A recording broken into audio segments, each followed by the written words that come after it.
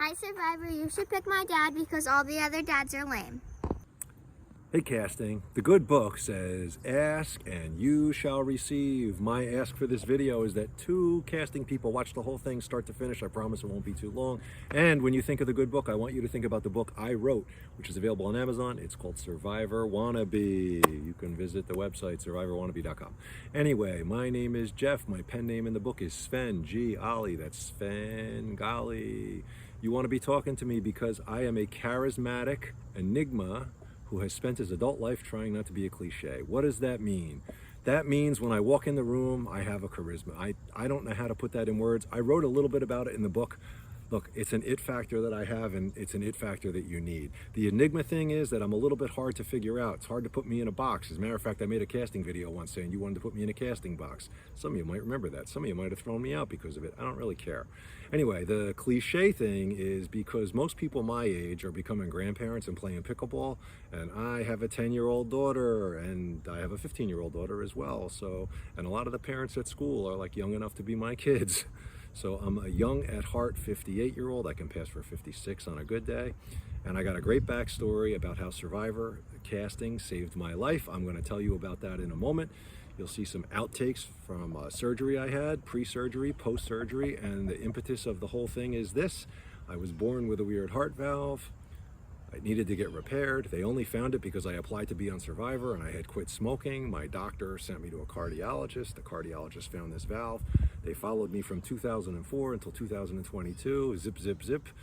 Cut me open, fixed the valve, got a nice little mechanical valve in there. I sound like the crocodile in Peter Pan. Tick, tick, tick, tick, tick, tick, tick, tick. And the heart works good. I'm a runner. I run 100 miles a month. I'm just a little slower than I used to be. And I look forward to coming out and playing Survivor and being, you know, you had that old guy that won who was a heart valve specialist. Well, I'm going to come out and be a heart valve recipient and I'll win the game. So I look forward to seeing you all at finals. Tell Probst and Matt I said hey, and I'll talk to you soon. Today is Friday, July 15th. I just came back from an 11.5-mile run. I'll show you my runs in a minute on the computer. I just want to tell you that Survivor casting is either about to save my life or take my life, depending on how surgery goes next week. I have a major surgery next Thursday, July 21st. The impetus of the surgery has to do with casting. I'll tell you the story. If I make it through the surgery and I'm alive in a few weeks, I'll send you another video and tell you the story, or you can call me. If you don't hear from me, I probably didn't make it through the surgery. That's all. I'm going to show you my runs. 4 weeks ago today, I had open heart surgery. Tell you medically about it later. They had to replace a valve that I was born with that I didn't know was bad. I had a bicuspid aortic valve. So here I am 9 weeks out, and I'm starting to look like Jeff Bridges in The Old Man.